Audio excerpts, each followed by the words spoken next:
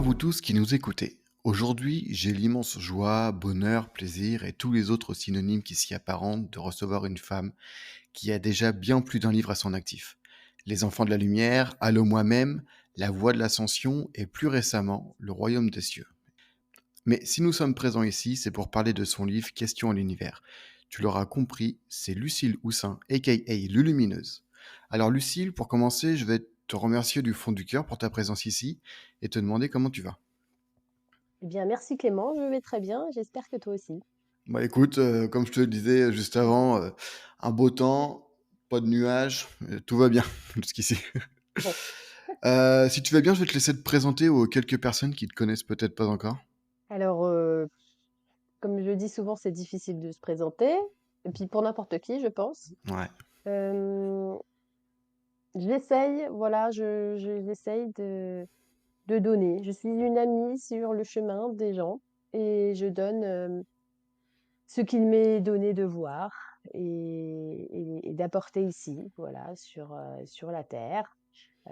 Par beaucoup de biais, par beaucoup d'informations, par beaucoup d'enseignements qui sont là depuis des millénaires. Mais à chaque génération, il y a des êtres qui doivent tout traduire et redonner et rappeler. Et en fait, je fais partie de ces gens-là, quelque chose qui est venu très, très naturellement, enfin, qui a toujours été là. Et puis voilà, c'est aussi mon plus grand moteur dans la vie. Voilà, c'est un amour que je nourris. Voilà, tout simplement. D'accord, donc beaucoup de partage. De toute façon, beaucoup qui écoutent ce podcast te connaissent.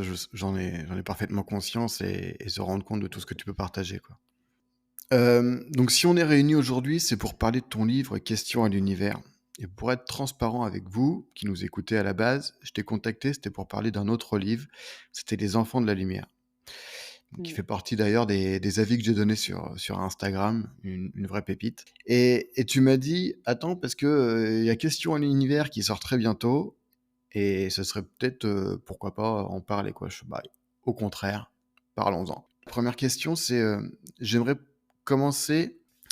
Ma première question, c'est j'aimerais que tu nous parles du temps, alors on peut dire le temps linéaire, mais est-ce qu'il est vraiment linéaire, le temps qui passe et de la vision que tu as pu en recevoir? Ah, le temps, c'est la grande question. La grande question. Le temps, c'est relié à la dimension. Moi, j'aime bien parler de prisonnier du temps, parce que tant que l'humain est prisonnier de son astralité, ça veut dire quoi, sa psyché? Donc, il est relié avec ses pensées, il est relié avec ses émotions, il est relié à une perception, en effet, linéaire du temps quant à sa vision de l'instant.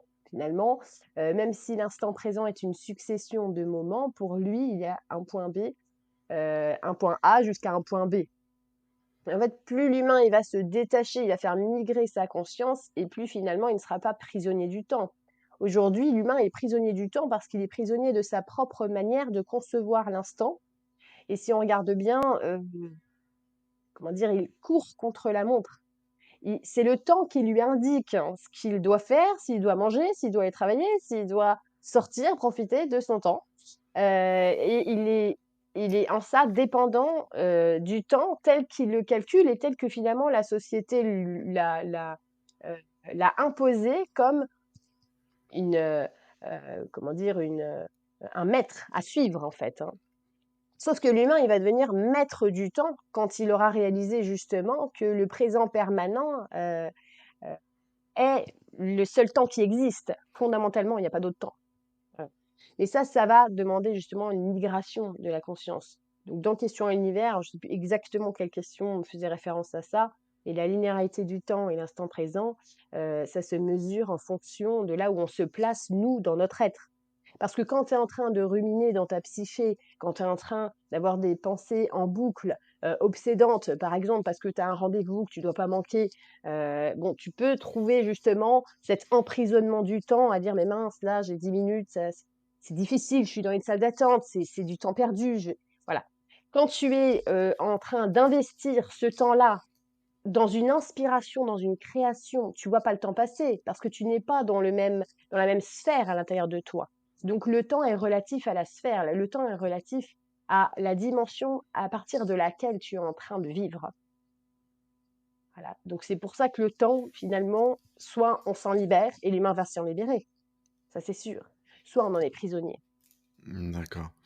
Ouais, parce que quand, ça me fait penser à quand je t'avais contacté justement après avoir fini le livre, je t'ai dit: «Tiens, faudrait qu'on essaye de fixer une date» et tu m'avais dit, «Non, on va pas fixer de date. Quand le moment sera venu, ça sera le moment, quoi. On le saura C'est et ça. si on est disponibles tous les 2, bah, voilà». Mais Et je tu vois, pense c'est que c'est l'humain qui mentalise, qui est prisonnier du temps, il veut fixer une date dans le temps.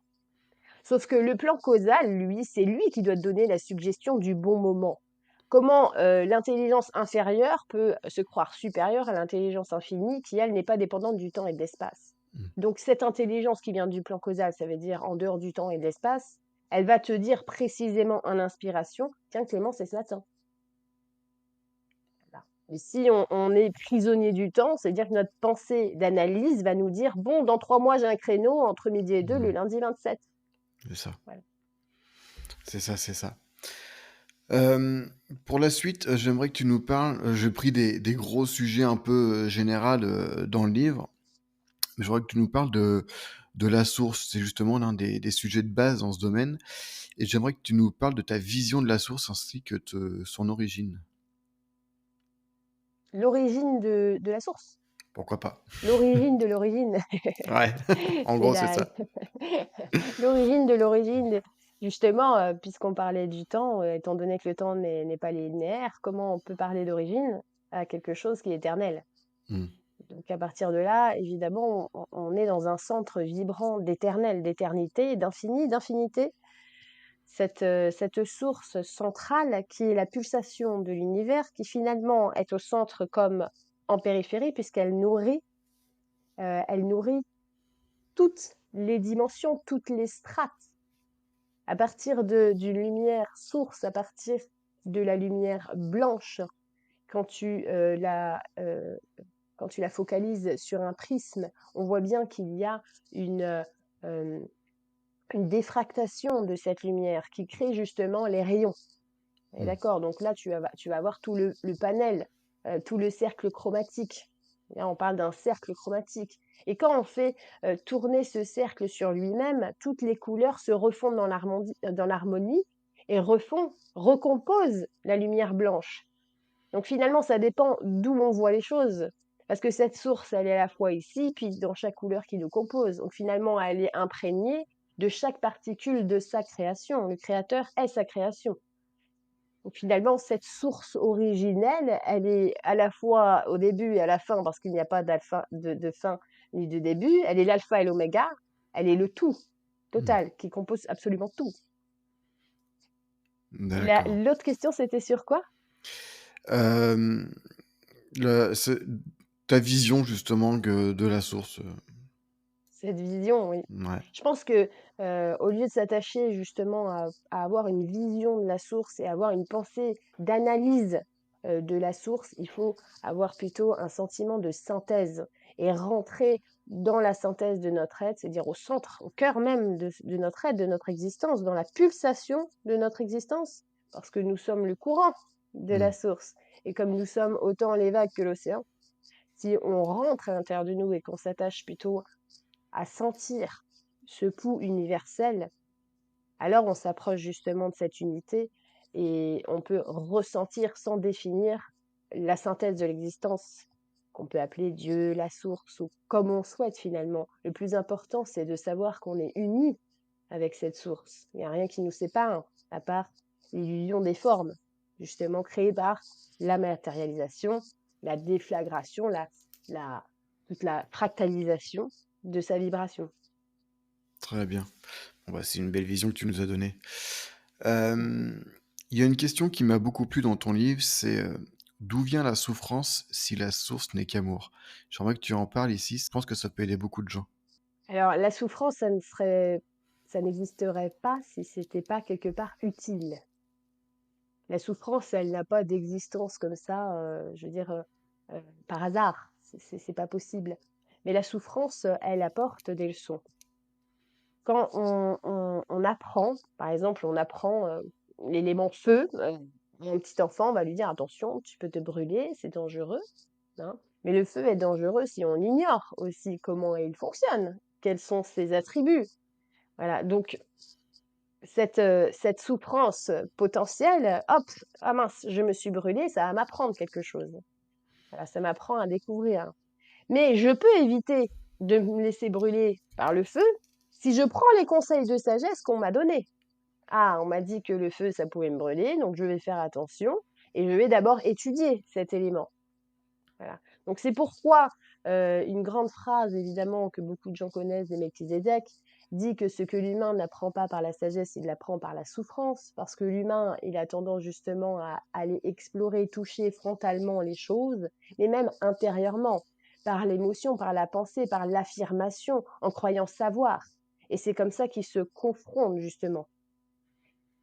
Quand l'humain, par exemple, il fait des plans sur la comète et qu'il se croit plus intelligent que l'intelligence qui l'anime, et qu'il renie même l'intelligence qui l'anime, et qu'il renie même l'existence de dimensions supérieures dans son propre être, et qu'il croit comme ça, dur comme fer, être l'identité physique matérielle qui est pourtant éphémère dans son aventure incarnée, alors quelque part, il se confronte à ce qu'il croit savoir et à ce qu'il est. Et à travers justement ces explorations, eh bien, il va faire son chemin de croix, hein, c'est un peu ça. Il va faire ses épreuves et à travers les souffrances qui sont en fait les reflets des résistances, eh bien, il va apprendre à explorer et à s'explorer plus profondément. Finalement, la souffrance révèle une nourriture cherchée par l'être profond de s'unir avec ce personnage qui ne sait pas et pour justement se rapprocher, se rapprocher. Très bien, très bien, très bien. Je trouve ça très, très profond, c'est très sage de toute façon. Euh, Nous savons tous que on peut demander beaucoup de choses à l'univers, mais comment faire concrètement pour que ce message soit reçu de l'autre côté? Ah, ça j'aime bien cette question parce que très concrètement, nous on demande des trucs à l'univers, on veut que l'univers nous réponde. Sauf que l'univers, lui, il nous sollicite toujours, mais nous on n'en a rien à faire. Bah, ça fera peut-être essayer déjà d'être au service de l'univers pour pouvoir lui demander un truc parce que, je veux dire, tu peux te permettre de demander un service à un ami, hein, mais pas à un inconnu. Donc il va falloir quand même, se faire ami avec cet univers et comprendre mais comment il fonctionne. Donc si je demande concrètement, alors qui demande? La conscience qui est étriquée, qui croit savoir mieux ce qu'il doit avoir sur son chemin, hein, c'est le personnage qui est là, qui s'identifie à sa patrie, qui s'identifie à son âge, à sa culture, à sa génération. Bon, ce personnage-là, il demande, mais l'âme, sur le plan causal, elle a une mémoire qui va bien plus loin que toutes ces vies-là. Donc elle va en profondeur dans les choses. Elle connaît, elle marche avec la loi qu'on appelle le karma, mais la loi de rétribution. Ça veut dire quoi? Ça veut dire que est-ce que tu sais seulement ce que tu demandes? Est-ce que tu es sûr? Toi, tu es plus intelligent pour demander à l'univers ce qui est bon pour toi. Finalement, est-ce que ça serait pas à nous de se relier et de s'aligner sur la grande intelligence qui justement est active en nous? Et d'au lieu de demander d'être servi, de servir cette intelligence. C'est pour ça, par exemple, qu'on a des êtres merveilleux. Saint François d'Assise qui nous dit, qui nous donne une recette, mais vraiment une recette magique. Seigneur, fais de moi ton instrument. Ben oui, parce que c'est ce qu'on est. On doit être au service, on doit être l'instrument de cette pulsation universelle en nous. Plutôt que de se décentrer par des désirs égotiques, parce qu'on se décentre. À force de se centrer que sur le personnage, on ne s'en centre pas sur notre être profond. Donc, dans les désirs égotiques de je dois accomplir, ou même je veux être libre, ce qui est déjà une forme d'attachement et comment dire, et d'enchaînement, eh bien, nous constituons comme ça des chaînes en permanence par nos désirs personnifiés. Voilà, les désirs personnifiés constituent vraiment la prison du personnage.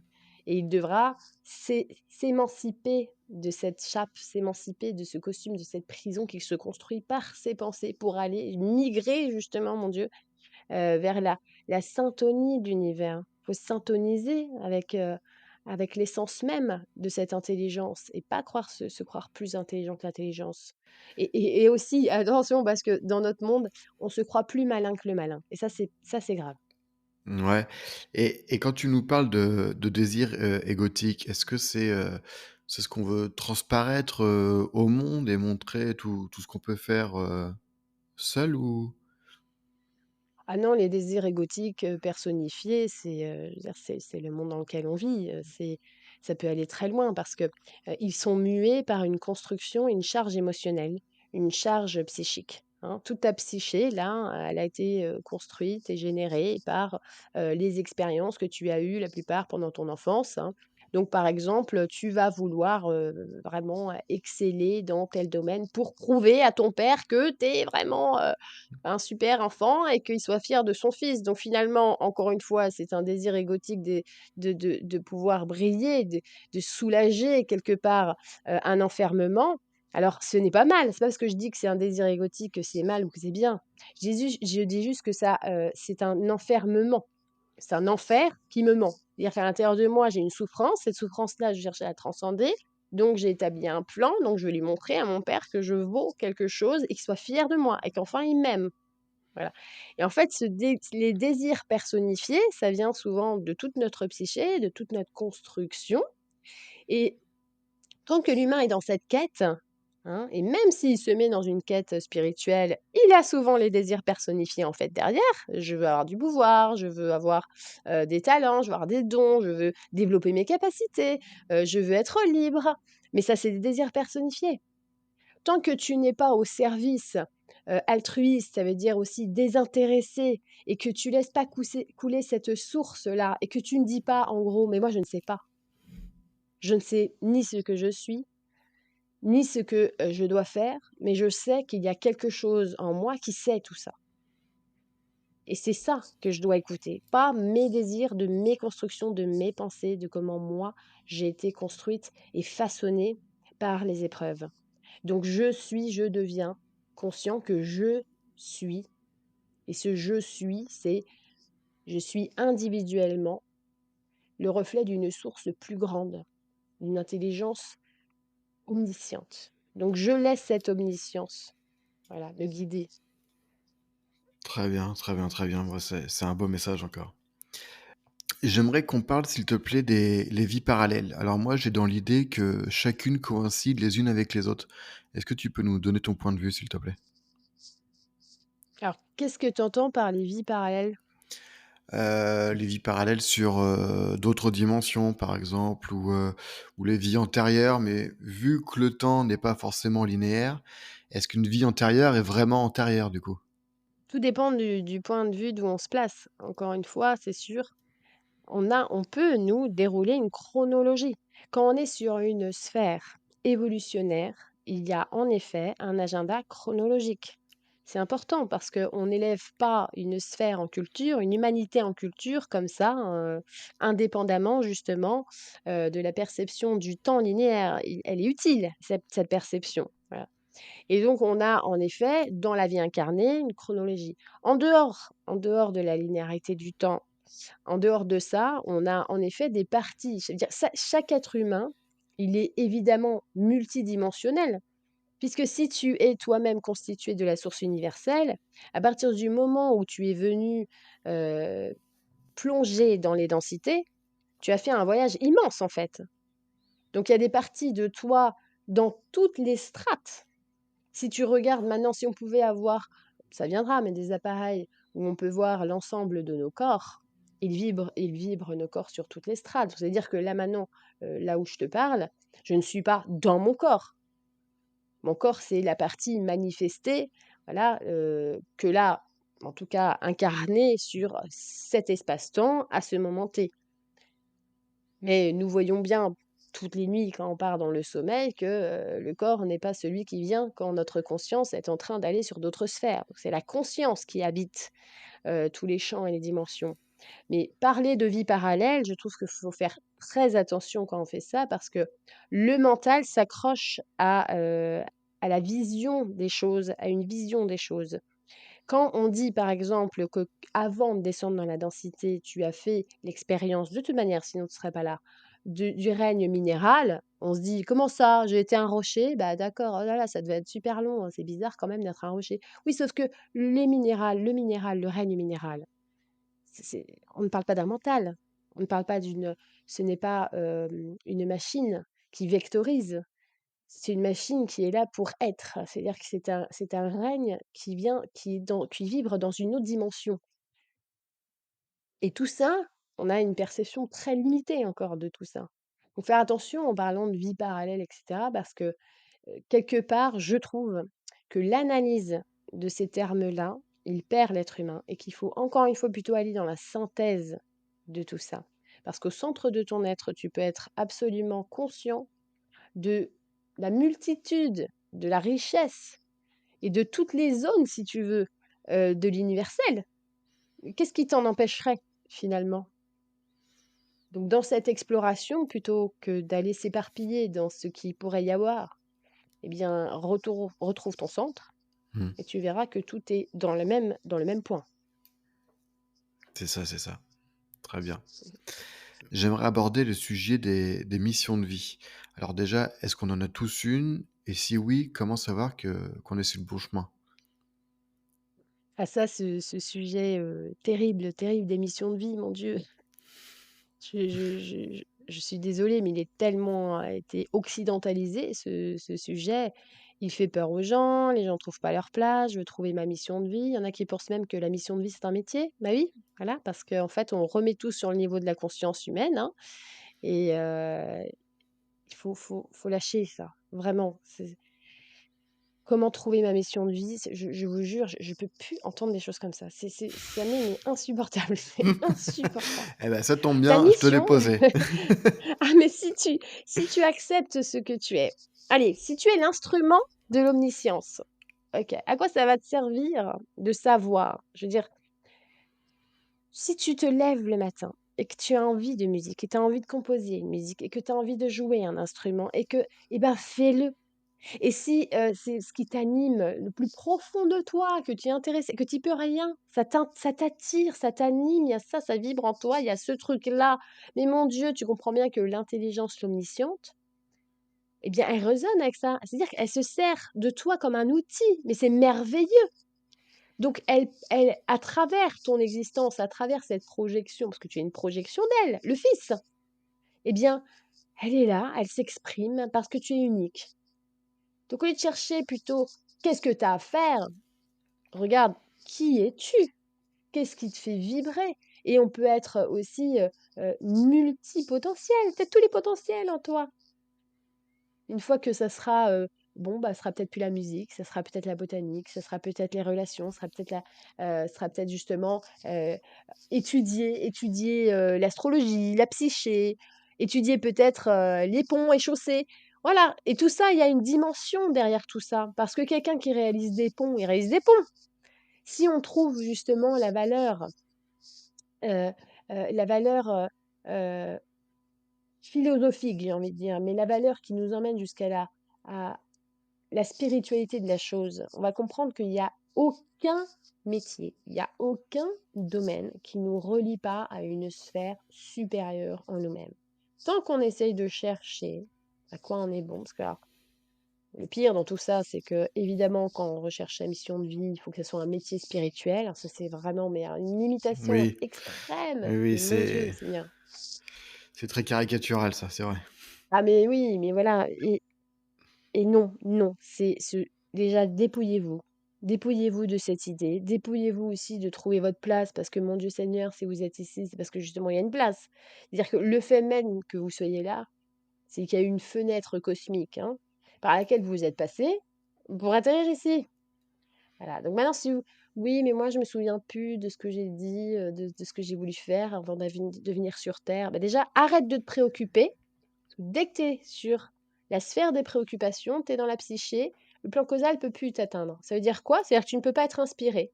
Il n'y a pas d'idée. Et la source, eh bien, tu es imperméable à ce qu'elle te dit.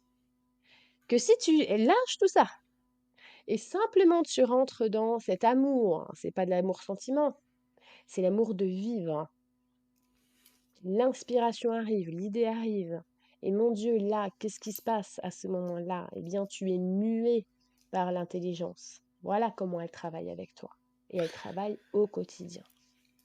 Ouais, ce que tu dis, ça me fait penser au film Avatar, le premier. Il y a une réplique où il dit, où il demande à apprendre, il dit, mais on peut pas remplir un vase qui est déjà plein, quoi. Donc, Oui, c'est vrai. libère-toi Ouais. et en fait, la vision de vie, quelque part, ça résonne en nous, si je comprends bien. C'est faire sur l'instant ce qu'on a envie de faire, quoi. Si on comprend que inspiration, ça vient de in spiritum, avoir littéralement Dieu en soi, bah, c'est être inspiré. Tu réalises ce que tu as à faire quand tu es inspiré. Mais on a juste à regarder un petit peu autour de nous. Un médecin formidable, c'est un médecin qui est passionné, qui est passionnant, Mmh. qui nous inspire, qui on se dit, ouais, c'est vraiment quelqu'un qui a vraiment une vocation. Voilà ce qu'on se dit, hein. Et on peut se dire tout l'inverse avec une autre personne, parce que l'expérience n'est pas la même. Voilà. Et ça, c'est dans tous les domaines. Ça veut dire que l'omniscience a fait en sorte que chaque être vient pourvoir à d'autres êtres sur la planète. Alors le mec adore les graines et faire des plantations et faire des croisements, ça le passionne depuis qu'il est tout petit, il fait des trucs comme ça. Il va faire quoi? Eh bien, il va apporter quelque chose sur la planète. C'est passionnant de voir ça. Quelqu'un qui est là dans le don, toujours à prendre soin des autres, etc. Il va s'occuper des gens. Ça, c'est une vocation. Je dois m'occuper des gens. Ben voilà. Donc, on a tous quelque chose à apporter, en fait. On n'a pas quelque chose à devenir, à faire des choses extraordinaires. Ce qui est extraordinaire, c'est de se laisser inspirer et de faire ce qui nous inspire. Ça, c'est extraordinaire. Et ce qui est déplorable et ce qui est très triste, c'est de se forcer à faire quelque chose pour devenir quelqu'un, ou alors se forcer à faire quelque chose parce que quelque part, on ne s'autorise pas à faire ce qui nous inspire. Ouais. D'accord. OK, OK. Bon, bah, je pense que le message est reçu pour tous les auditeurs. Alors, je souhaiterais aborder aussi le sujet très vaste des guides spirituels, et notamment pour les plus novices d'entre nous, c'est comment être sûr que c'est bien lui qui s'adresse à nous et pas notre mental qui veut nous faire entendre ce qu'il veut. En fait, je pose des questions assez générales parce que je veux que ça parle le plus Ouais, je possible. comprends. Voilà. Eh bien, je vous dirais une chose, ne vous adressez pas à vos guides spirituels, arrêtez ça tout de suite. Ça, c'est fait, déjà. Allez, suivant. Arrêtez, c'est voilà, non, non, c'est évidemment qu'on a, des êtres qui nous aident. Comme j'ai dit, le plan causal, il est habité, hein, c'est-à-dire ce plan-là de l'idée, par lequel traversent les idées en tout cas, et qui nous arrive comme des inspirations et il est habité. Il est habité par des entités très lumineuses. Mais attention, il doit traverser le plan astral. Et le plan astral, ce qui est très méconnu encore, c'est tout le plan de ton inconscient, ta psyché, toutes les formes invisibles. C'est quoi des formes invisibles? Bah, des émotions, des énergies, des pensées, hein, des formes pensées, hein. Mais il est aussi habité par des entités. Et si tu n'arrives pas à faire la différence entre le fait d'être inspiré et le fait d'être mentalement pollué, à ton avis, à qui tu vas t'adresser? Au plan astral. Et le plan astral, lui, eh ben, t'inquiète pas, il regorge d'êtres, d'entités qui sont là pour pouvoir parler avec toi, hein, et se faire passer par bah, qui voudrait.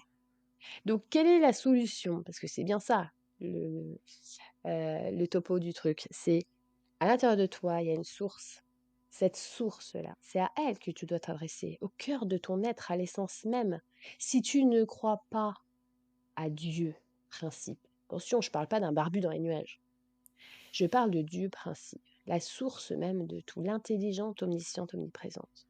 Moi, je vois trop de personnes qui parlent des guides, qui parlent de spiritualité. On n'entend jamais Dieu, et on n'entend jamais le cœur de tout ça. Mais alors, à quoi ça sert là? Il faut être dans cette reliance à ton être profond ou ton double.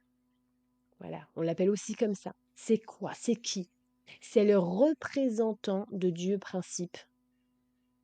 C'est Dieu principe individualisé.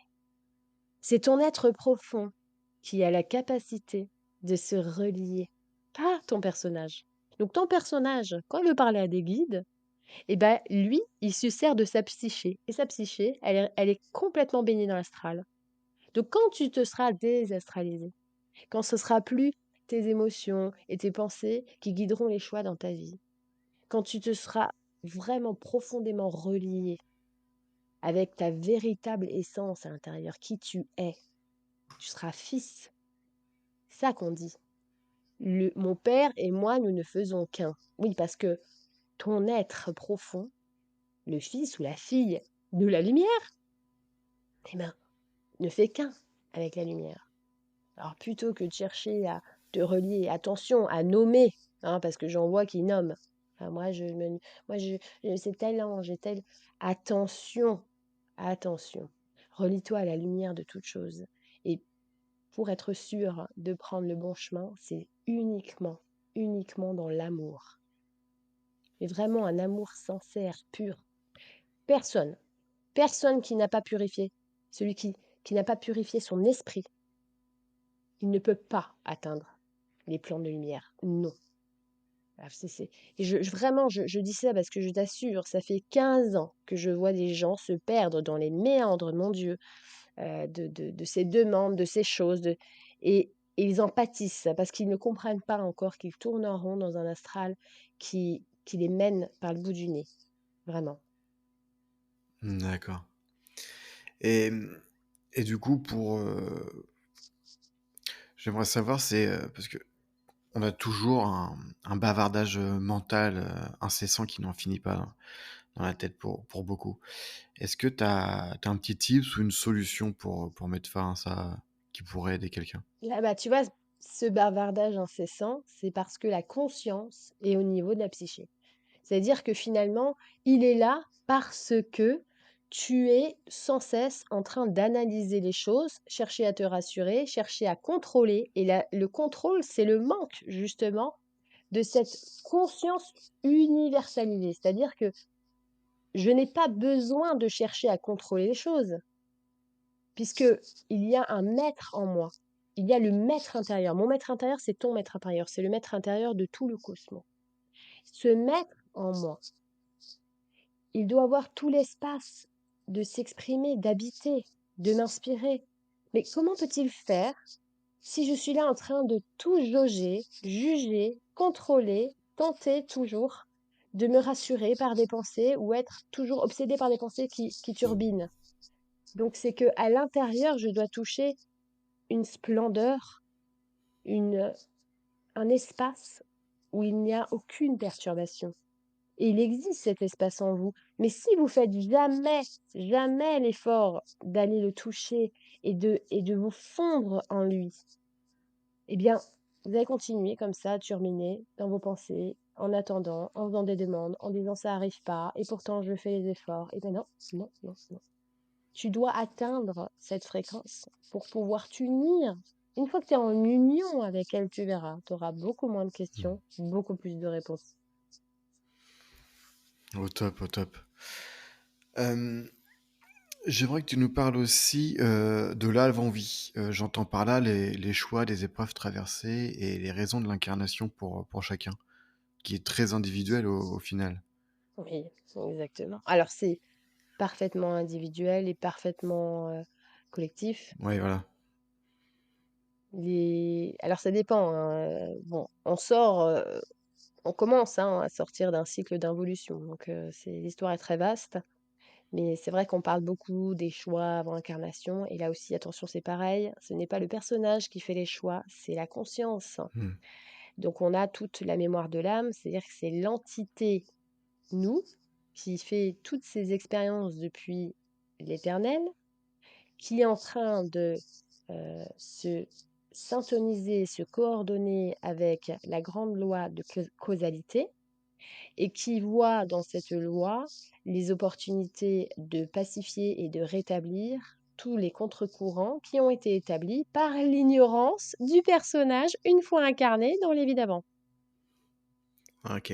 Donc, on n'a pas à choisir, je vais être riche, je vais être ça, tous les aspects, je vais dire, matériels, formels, ça n'a pas d'importance. Hmm. C'est Mais ça a l'expérience une qui prévaut. importance, ouais, dans le fond. Ça aura une importance dans le fond seulement, pas dans la forme. C'est-à-dire exactement l'énergie de l'expérience qui va nous être proposée va venir à un moment T, parce qu'à ce moment-là, l'âme va justement avoir l'occasion, plusieurs occasions, soit transcender, soit réparer ou pacifier. C'est-à-dire que par exemple, il y a des gens qui disent, bah oui, mais moi j'ai telle et telle épreuve. Est-ce que c'est parce que, j'ai mal fait quelque chose ou est-ce que c'est parce que ça m'arrive, parce que c'est karmique? Eh ben, tu t'en fiches, hein, de savoir ça. Le tout, c'est justement de transcender tout ça. Parce que tu vas apprendre et tu vas pacifier, tu vas réparer. Il nous est donné l'occasion dans notre vie de réparer ce qui a pu être justement déformé avec les âmes qu'on a déjà croisées dans nos autres vies.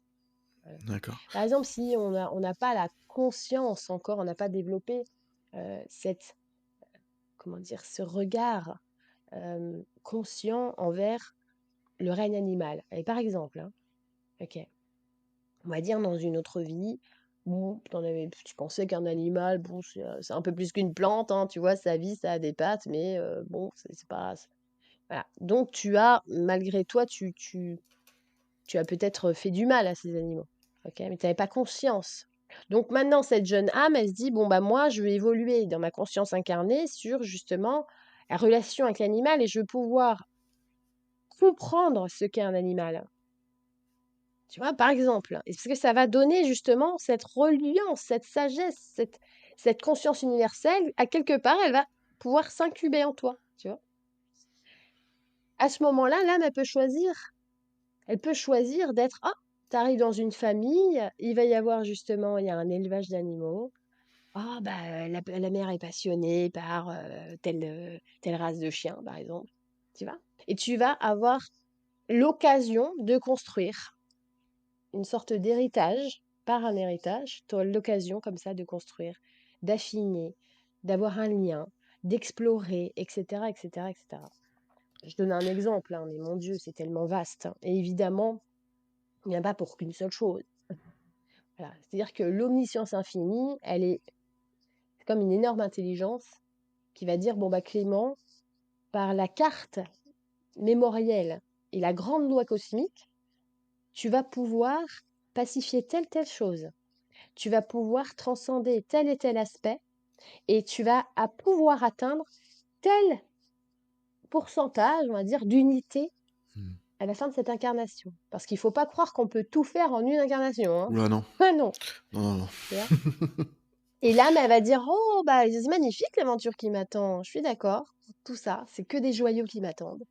C'est que des cadeaux finalement parce que je peux réparer, transcender et revenir encore plus conscient, plus lumineux. Voilà. C'est ça qui est magnifique. Et je voulais rebondir sur ce que tu disais tout à l'heure. Tu disais réparer les effets, enfin, je sais plus exactement les termes que t'as pris, mais réparer les effets des autres vies qu'on a vécues avant, justement. Tu parlais en fait des dettes karmiques, non? Bah, c'est ce qu'on appelle des dettes karmiques, mais tu Oui, vois, c'est voilà. un peu lourdingue des dettes. Mm. C'est pas forcément fait exprès le mal qu'on fait, hein. Non, c'est une On expérience sait pas forcément. qu'on décide de vivre aussi. Enfin, que la conscience Oui, mais décide de vivre. par exemple, tu vois, par exemple, tu as été un dirigeant, voilà, qui était assez affirmatif, qui était assez directif, qui était assez difficile, hein, avec ceux que tu dirigeais. Tu les laissais pas trop exprimer leur point de vue, leurs idées, hein, voilà. Mais toi, tu croyais faire ça pour le bien.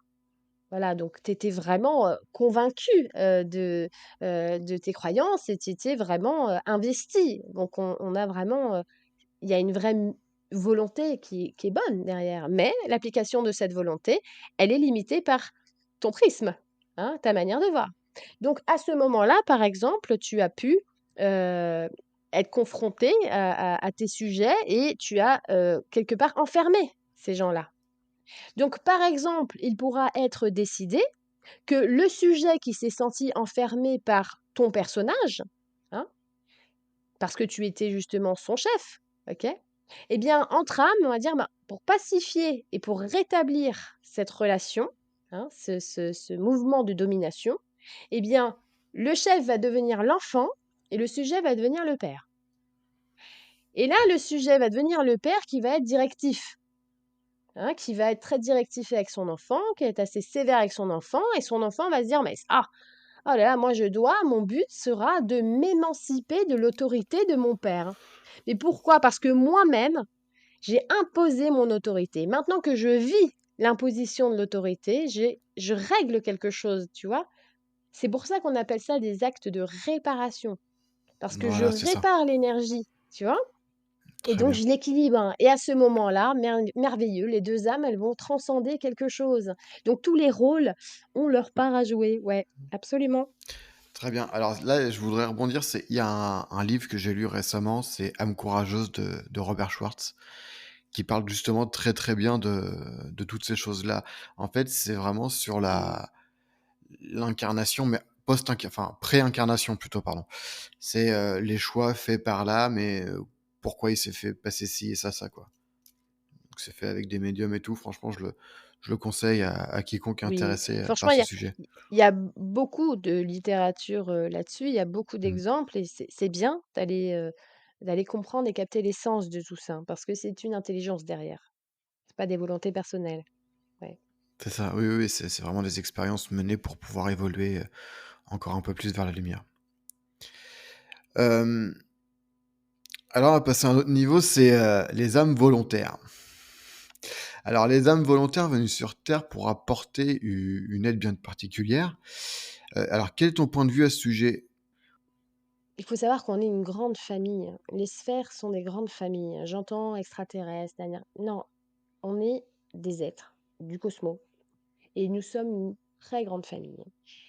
Et c'est pas parce qu'on vient ici, on peut avoir une mission, une volonté justement, donc être volontaire, mais venir de complètement ailleurs euh, et venir avec un but par exemple d'exploration, d'apprentissage. Il y a des phases dans les évolutions de la Terre. Donc imaginons, je dis n'importe quoi, la Terre est en phase 3. Bon.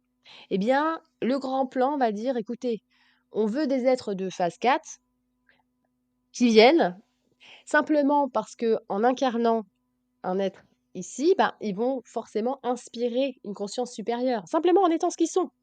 Hein. Voilà, c'est pour ça qu'il faut éviter de dire, bon, c'est ceux qui ont fini leur cycle. Peut-être ils ont fini un cycle, un type de cycle, ok. Mais en tout cas, ce qu'on va faire, c'est qu'on va dire, bon, tu sais, c'est un peu comme si on disait à une classe de quatrième, bon, on va avoir pendant une semaine des lycéens qui vont venir assister au cours de maths pour... tu vois, c'est sympa. Donc c'est c'est plutôt une forme d'aide, d'entraide naturelle. C'est beau, c'est magnifique. Et oui, il y a des échanges comme ça, c'est une volonté, unie parce que évidemment dans les hauts plans de conscience, l'âme a conscience d'être une seule et grande âme. Donc on travaille tous ensemble pour tout le monde. Donc chaque âme qui œuvre à sa propre évolution, œuvre à l'évolution du monde. Oui. C'est ça. Alors ça, je trouve ça super, l'analyse que tu as fait justement sur les quatrièmes et lycéens. C'est aussi pour ça que je fais ce podcast, c'est pour donner des images simples pour que ça Mmh. parle au plus grand nombre, justement. Et ça, on est pile dedans. J'aimerais t'entendre sur un autre très vaste sujet aussi, c'est le libre arbitre. Ah oui, grand sujet. Ah oui, tu fais un panel de tous les sujets, les Ouais, c'est ça, bah, de toute façon, oui, oui, j'essaye de faire le plus gros possible pour que ça parle de plus. je comprends. Ah, la grande question du libre arbitre, mon Dieu, qui est, très souvent mal perçue parce que, heu, le libre arbitre, n'importe qui est encore endormi, je veux dire endormi, attention, hein, quand je dis endormi, c'est qu'il n'est pas né une deuxième fois. Ça veut dire qu'il croit être son personnage. Il n'a D'accord, ok. absolument aucune relation consciente avec son être profond. Voilà. Et c'est, ni mauvais, ni bien. Au sens il y a pas de jugement là-dessus. Bon, eh bien, cet être-là, il pense, évidemment parce que il n'est pas capable de penser autrement, il pense que le libre arbitre, c'est un choix entre la tête et la tête. J'ai le choix de ci et j'ai le choix de ça. Donc je vais faire une liste souvent de pour et de contre. Voilà, en fait, l'être qui n'est pas né une seconde fois n'est pas libre, hein, puisque comme je l'ai dit, son inconscient, il est dans l'astral, il est astralisé. Il est muet par la construction de ses pensées, les formes invisibles, les émotions, etc., etc. Il n'y a pas de liberté pour un être qui est astralisé. Ça n'existe pas. Ça n'existe pas. Ce ne sont pas ses opinions, jamais. C'est tout ce qu'il a construit de sa personnalité, de son personnage, etc., etc. Et même les influences astrales, très clairement, des astres, si on regarde son thème, il n'en a pas conscience. Il n'en a pas conscience. Il s'en fiche peut-être complètement. Voilà, c'est son droit. Donc il n'est pas libre. Il n'a pas de libre arbitre. Voilà. Il est dans la construction psychique et il est dans l'influence psychique. Il est dans l'influence des formes invisibles en permanence. Et il peut l'être toute sa vie. À partir du moment où on quitte justement ce plan astral, où la conscience évolue, où on retrouve, oh là là, ouh, je ne suis pas mon personnage, je suis l'être qui habite cet espace éternel qui revient, qui est là, qui fait qu'un avec quelque chose de plus vaste. Ah là là, à ce moment-là, j'ai le choix. Il se présente forcément un choix à ce moment-là. C'est lequel? Soit j'écoute mon petit moi, mon personnage, celui que j'incarne ici, soit j'écoute cette vastitude-là, cette source en moi, là, qui m'indique une voie, et cette voie, souvent, elle est inconnue. Je n'ai pas les tenants et les aboutissants, je ne sais pas, mais elle me dit oui, elle me dit là, elle me dit non, elle me dit stop. Voilà comment elle me parle, cette voix D'accord. omnisciente. Là, l'humain, il devient libre. Il peut choisir toujours parce que Dieu principe, il veut pas que tu l'écoutes parce qu'il t'impose quelque chose, sinon ça veut dire que tu n'es pas libre. Tu n'es pas lui. Et non, Dieu principe, il vient te fertiliser. Maintenant, il laisse la graine prendre ou pas. C'est toi qui décides. C'est ça, ouais. Ouais, on te donne les possibilités maintenant à toi de faire tes choix. J'ai une question qui me vient en tête là, en dehors du livre. Euh, Si toi tu pouvais rencontrer une personne inspirante avec qui tu sais que tu apprendrais beaucoup de choses, alors vivante ou pas, t'aimerais rencontrer qui en particulier toi? Ah là là, bonne question, hein. Oh là là. Mais en fait, je vais dire pourquoi j'arrive pas à répondre, c'est que je le fais déjà. Du coup, j'ai pas besoin de me limiter à quelqu'un. Bah ouais. Tu vois, Ouais. si tous mes mentors sont morts, je te le dis. Mhm. Ce qui m'est arrivé très vite, ce qui m'est arrivé dans ma vie, c'est que je me suis rendu compte que je suis venue avec une somme d'enseignements qui pour moi était complètement claire et qu'à partir du moment où je me suis intéressée à la littérature de ces enseignements, mais bien après, je me suis aperçue qu'en fait, il y avait plein de gens qui étaient venus avec cette même somme d'enseignements dans d'autres périodes, dans d'autres régions du monde. Et donc, voilà, ce sont pour moi comme ah ouais, comme des grands frères, des grandes sœurs, voilà. Tu vois? Donc je parle des, Alice Bellel, Elena Blavatsky, Peter Donov, Omraam Mikhaëlvanov, mais aussi toute la sagesse aussi, de l'Inde, hein, sagesse, millénaire, toutes les, on va dire, religions au terme, Mhm. relier, les gens et cetera. Donc franchement, étant donné que à partir de ton centre, je t'assure que tu peux très bien communiquer avec ces intelligences-là, sans attention, hein, on revient au truc astral, sans les appeler non, Ouais. dans les eaux, troubles. Non, non, simplement se fondre dans cette énergie. Ouais, du coup, c'est difficile de répondre. J'ai pas besoin qu'ils Ouais. se manifestent physiquement et mon Dieu, j'aurais pas envie. Je comprends bien. Et mais c'est en fait, ce que je comprends moi, c'est que tu as eu la même somme d'informations que ces personnes-là, tu t'en es rendu compte, à travers de leurs livres. Mais, c'est le canal de diffusion actuel et la technologie qui nous permet justement de faire des podcasts comme ça, qui Mmh, permet un plus grand partage peut-être et qui est beaucoup plus absolument. intéressant pour le monde, quoi. Bah, ça fait partie de la suite. Tu vois? Mmh. Parce que dans chaque période, il a été fait des choses. Si aujourd'hui, par exemple, ce qu'a apporté Zoroastre, c'est pas bien connu, ou alors on dit qu'il a apporté la vision du bien et du mal, enfin, c'est mal fait. Mais aujourd'hui, si c'est encore un petit peu obscur, si c'est un peu voilé, c'est parce qu'on n'avait pas les mêmes moyens qu'aujourd'hui. Si Zoroastre, il avait parlé à ma place là, dans ton podcast, mais mon Dieu, merci Seigneur. Mais par contre, bah, on aurait pu ne rien capter parce que c'est pas notre temps, c'est pas nos références, Oui, c'est pas et pourtant c'est la même vérité. C'est la même chose.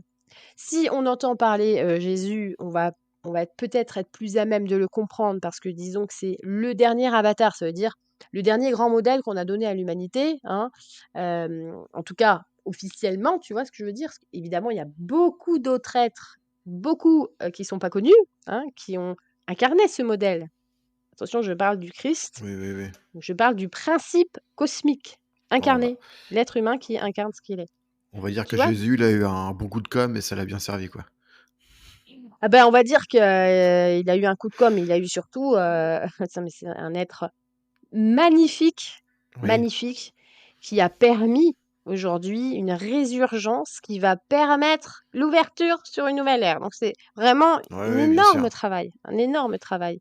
Mais si tu prends par exemple le premier avatar, parce qu'on a oublié, ça fait pas partie de notre civilisation actuelle, mais le premier avatar, c'est Krishna. Mmh. C'est dans la sagesse millénaire, millénaire, millénaire des Indes. OK? Mais si tu regardes ce qui est écrit, c'est la même chose. C'est dit autrement à d'autres gens, donc avec d'autres références. Finalement, on est simplement, nous, des traducteurs de la Mmh. source, de l'omniscience, mais en fonction de nos références. Voilà, c'est pour ça que c'est important d'avoir des ensemenceurs, des donneurs, des enseignants, mais ce n'est pas eux, qui savent, c'est la source en eux qui s'exprime, tu vois?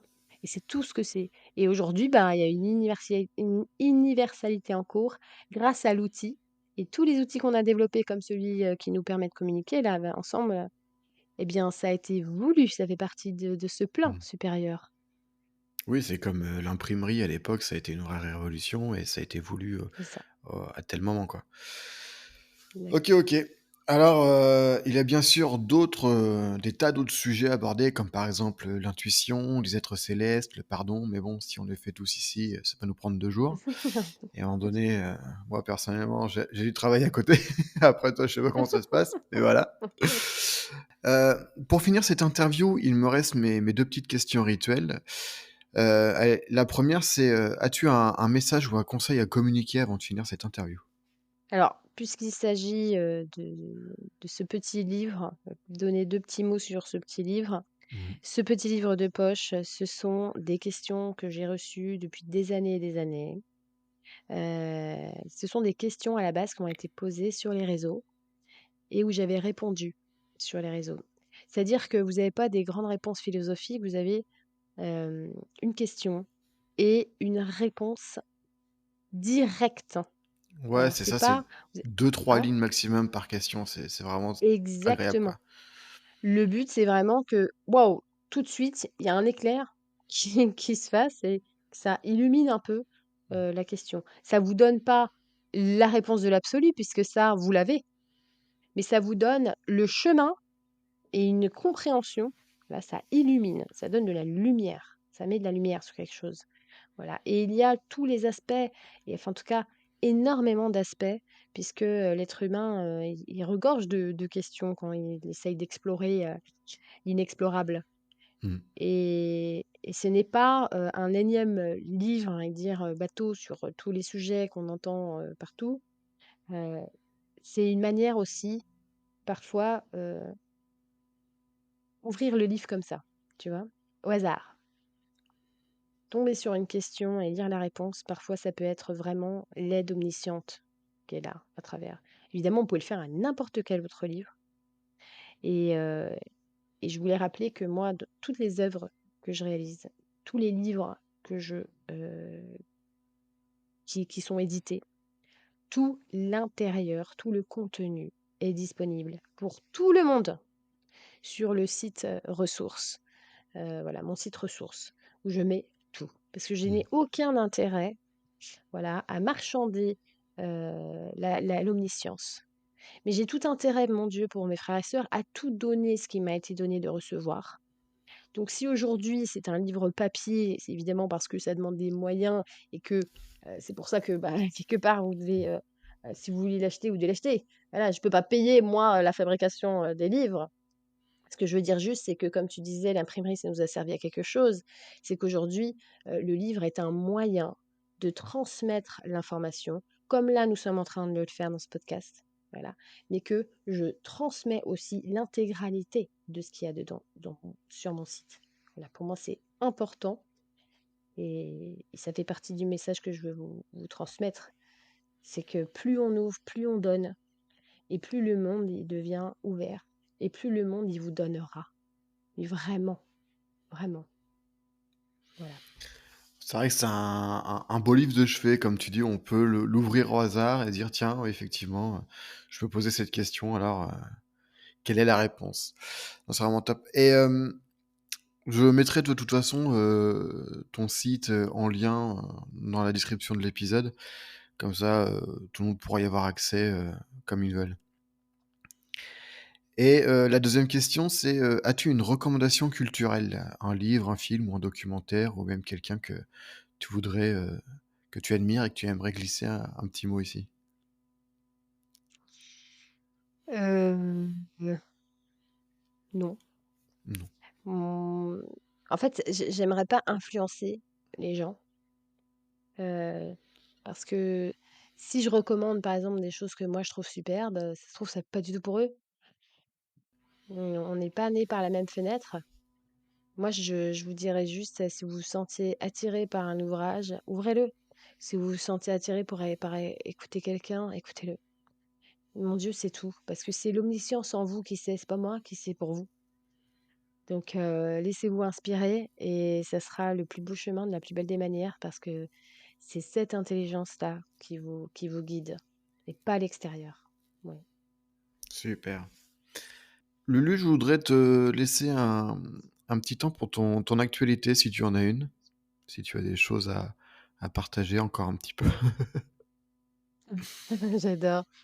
Ben, tu vois, je vais dire un truc, Clément, c'est que je sais pas si t'as pu voir, moi en tout cas, tu me verras pas sur les chaînes de promo et de trucs comme ça Non. parce que justement, je trouve que faire sa propre promotion, c'est un cacher un vieux principe. Et j'ai pas d'actualité à donner de moi, voilà. Mm. Et toutes les actualités, moi, que je transmets tous les jours, c'est parce que je suis un instrument et que je dois donner ces actualités. Voilà. Et je ne ferai jamais de pub pour moi-même ou ma personne. Très Voilà. bien. Merci beaucoup, Clément, en tout cas, hein. C'est vraiment. Je te remercie énormément pour cet échange. Merci beaucoup. C'est moi qui te remercie du fond du cœur parce que tu fais partie des personnes que j'admire de partout, tout ton partage justement. Et j'avais un objectif, enfin, j'avais plusieurs objectifs à l'ouverture de ce podcast et tu en faisais partie. Je rêvais de pouvoir avoir une interview avec toi, c'est chose faite. Et Ah. ça a été un Mais tu sais, super et ça devait partage, un être très super moment. sincère. Mm. Ça devait être très sincère parce que quand j'ai eu ton message, tout de suite, ça a dit oui. Tu vois, l'omniscience, elle sait quand c'est sincère. Mm. Elle sait. Donc, Mais merci donc, beaucoup. donc voilà, je te remercie du fond du cœur encore une fois. Je peux te laisser le mot de la fin? Eh bien, aimez, soyez des aimants. On est sur Terre non pas pour être aimé, mais pour aimer. Et si vous aimez, hein, pas au niveau des sentiments, mais au niveau de la vie, de tout, émerveillez-vous, contemplez, abreuvez-vous. Aimez aussi les phases où vous êtes moins bien, vous êtes perdu, vous êtes dans le brouillard. Aimez tout, apprenez à aimer les choses que vous traversez, les états que vous traversez. Et plus vous serez dans l'amour, plus vous serez un aimant. Si vous aimez, vous êtes un aimant. Et c'est comme ça que la vibration fonctionne. C'est comme ça que tout tient en place. C'est comme ça que tout le cosmos tient en orbite. Voilà, donc aimez et merci, merci à tous. Je te souhaite une belle fin de journée et puis je te dis à très bientôt, j'espère. À bientôt, À salut. bientôt. Ciao.